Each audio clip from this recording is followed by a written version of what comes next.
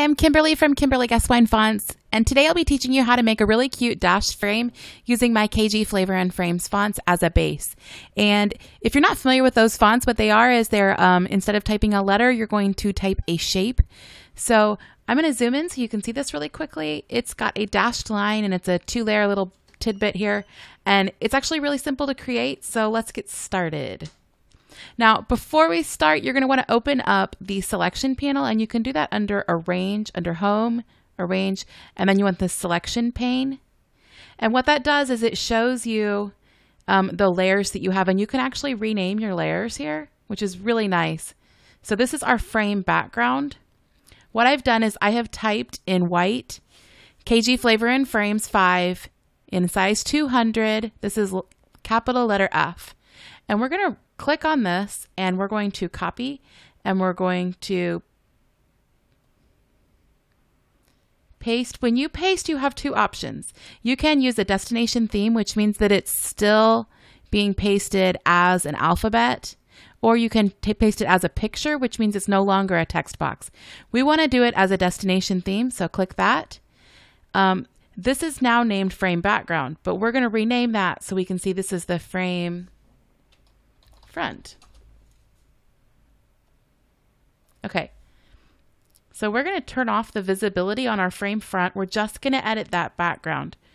So the background, what we're going to do is we're going to take the text options, we're going to add a solid line, and we want it to be a regular line. Under here, under dash type, you can change all sorts of things like how you want it to be. Make sure that's solid and make sure the color is white. And let's make this width, let's just do 10.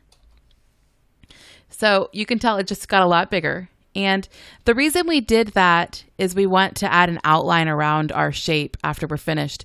And another way you could have done that is you could have just made it bigger. You could have just made like size 210 font, but that would not be proportional. So the reason I do this with a stroke is to keep it proportional.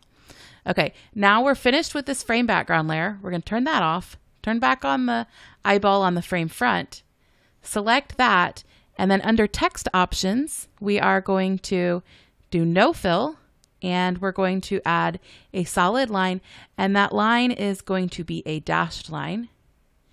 And you can choose whichever dash you like. I like this one, and I like to do the caps. I like to make them round, but I mean, you can play around with that. It's completely your choice.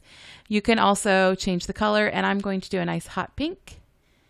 And I want to increase this to about 1.75. Now I'm going to turn on the frame background, and you're going to say, oh no, they don't line up. What do I do? Okay, we are going to control click on both of these over here in the selection pane so they're together. And you can do this several different ways, but my preference is to select them both at the same time. And then you can do this like aligning things. I really like these tools, so I've added them to my quick access toolbar.